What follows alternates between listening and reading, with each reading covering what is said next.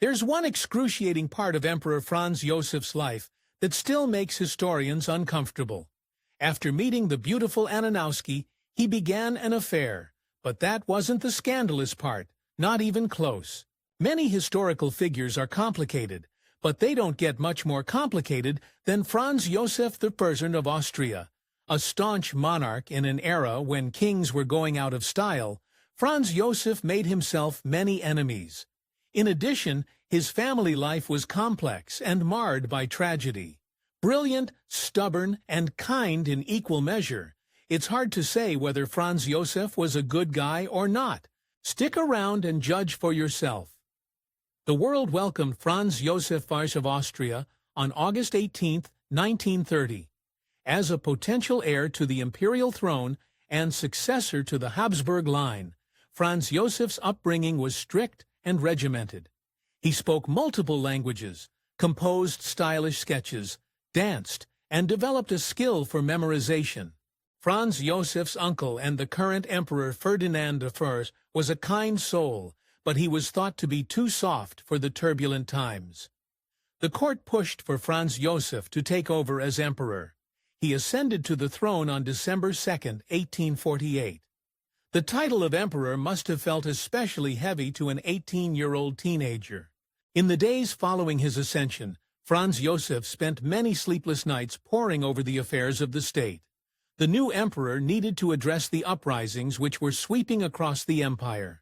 Having grown up, believing that kingship is a divine right, Franz Josef wasn't much interested in granting a constitution that gave his people power, which could have helped quiet some of the more unruly regions of the empire. Instead, his version of a constitution granted the monarch, in this case himself, even more political power.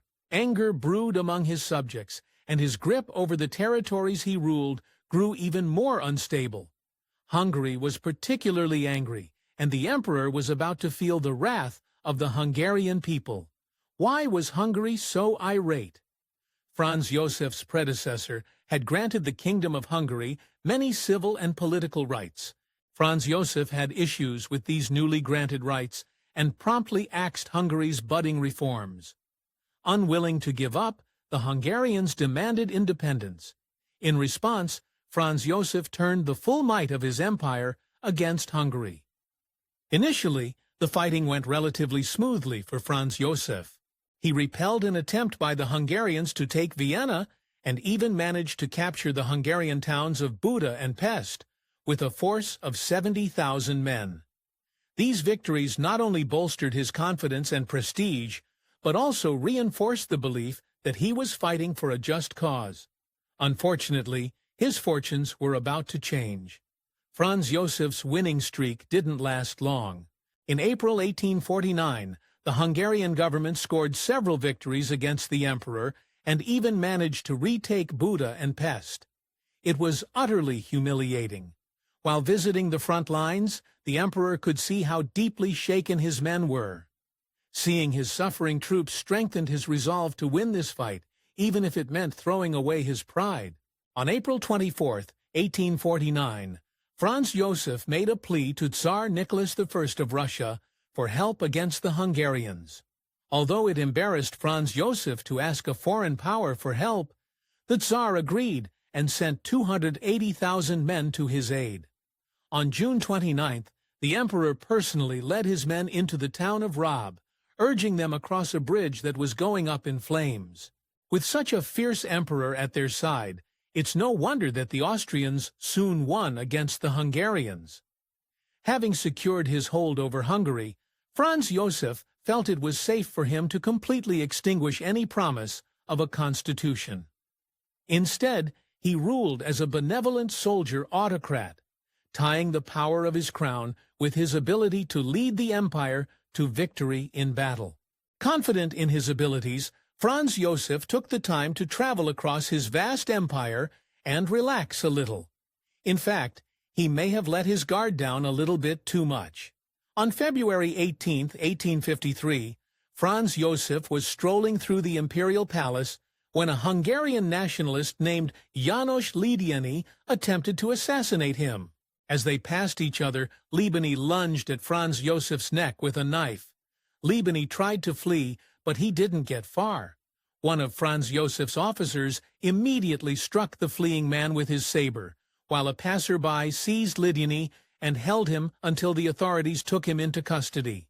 The emperor, still bleeding from the neck, insisted that the authorities treat Libani with a measure of respect, although he was eventually hanged.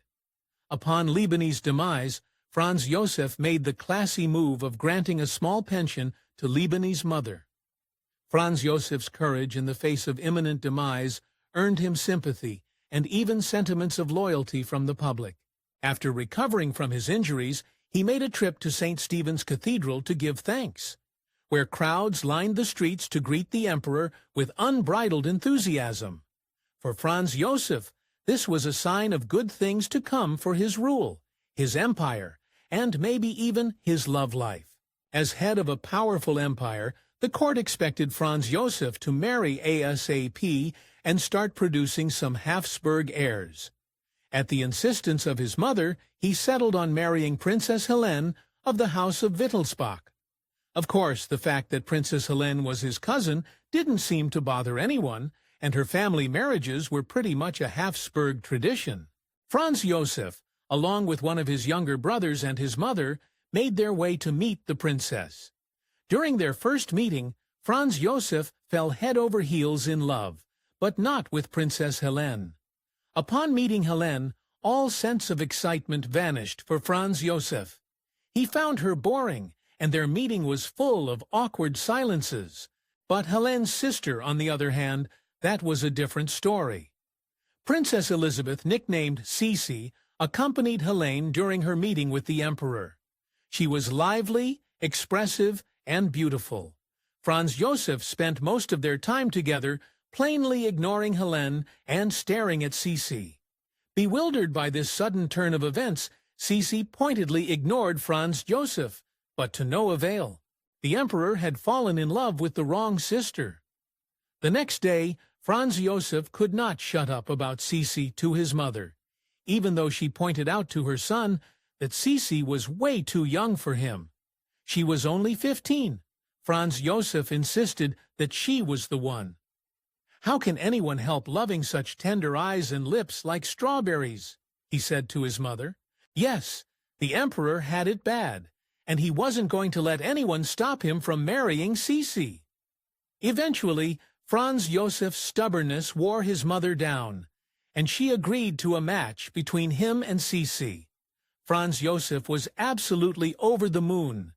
He was going to marry the girl of his dreams. He spent the next 8 months of his engagement to her in a state of bliss, visiting her often and sending gifts. On April 24th, 1854, the two wed. It's just too bad that no one asked Franz Josef's bride what she wanted. Unfortunately, Franz Josef's new wife never took a liking to court life. As an empress, Sisi lived her life under the watchful eye of the court and Franz Josef's mother, which was absolutely stifling. To keep his wife happy, Franz Josef made arrangements for the two of them to live 15 miles outside of the capital, giving Sisi a measure of privacy. He would ride to work every day and be back home by his wife's side in the evening. Talk about devotion. But life as an empress was still very difficult for his spirited young life. Despite the issues in their marriage, Franz Josef and Sisi welcomed 2 baby girls to the world. Sophie, named after Franz Josef's mother, and Gisela, on July 12, 1856. The 2 girls could not inherit Franz Josef's throne, but he absolutely adored them nevertheless. Since Franz Josef and his wife often went abroad, the care of his 2 daughters frequently fell to his mother, and she did not do a good job. Franz Josef's mother often confined the 2 girls to their rooms, only taking them out when she wanted to show them off. When Franz Josef found out what she was doing to his girls, he was horrified. He confronted his mother and even began taking his girls with him on his travels. This turned out to be a devastating mistake. On May 5, 1857, Franz Josef, his wife, and 2 daughters arrived in Pest, Hungary. the long journey was hard on the little girls, and soon both caught the measles.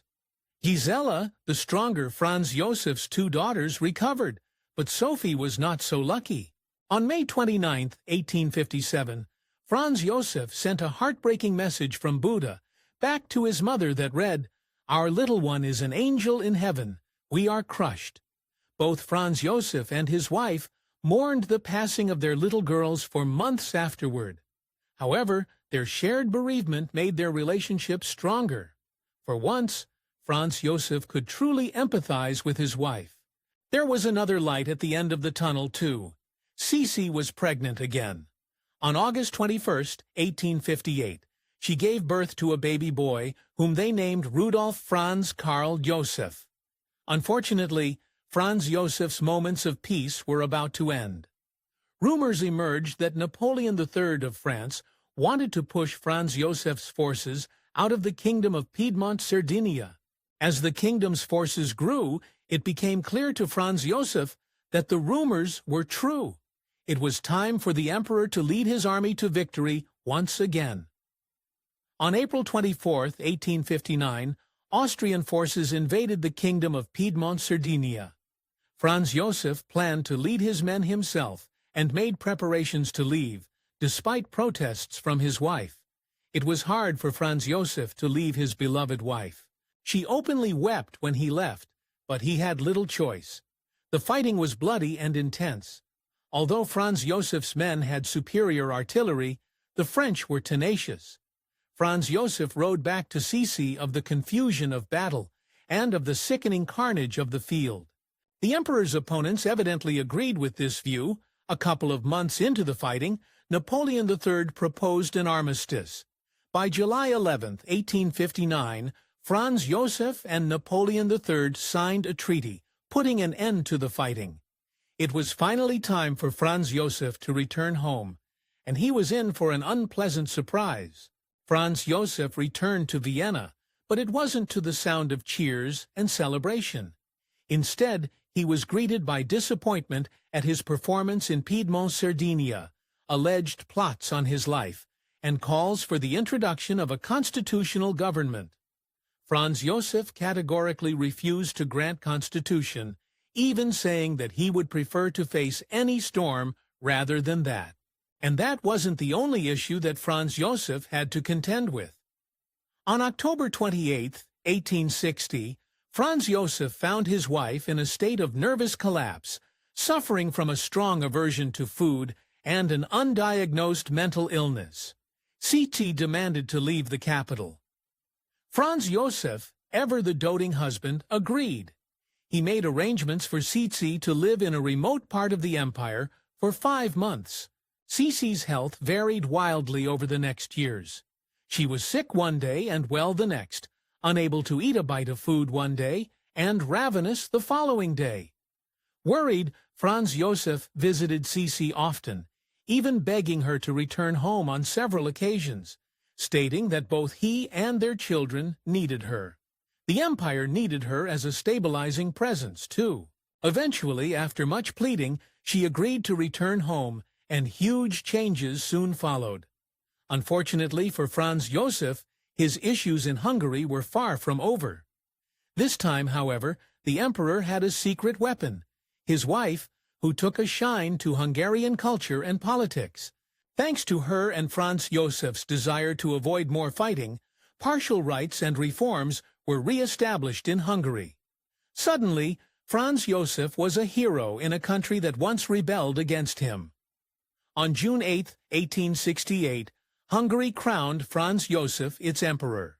A little under 2 months later, Franz Josef officially turned the Habsburg territories into the dual monarchy of Austria-Hungary, putting an end to his absolutist rule and giving Hungary a measure of control over its finances, defense, and foreign affairs. This was a huge change for Franz Josef, a man who believed he had a divine right to power, and the good news just kept coming.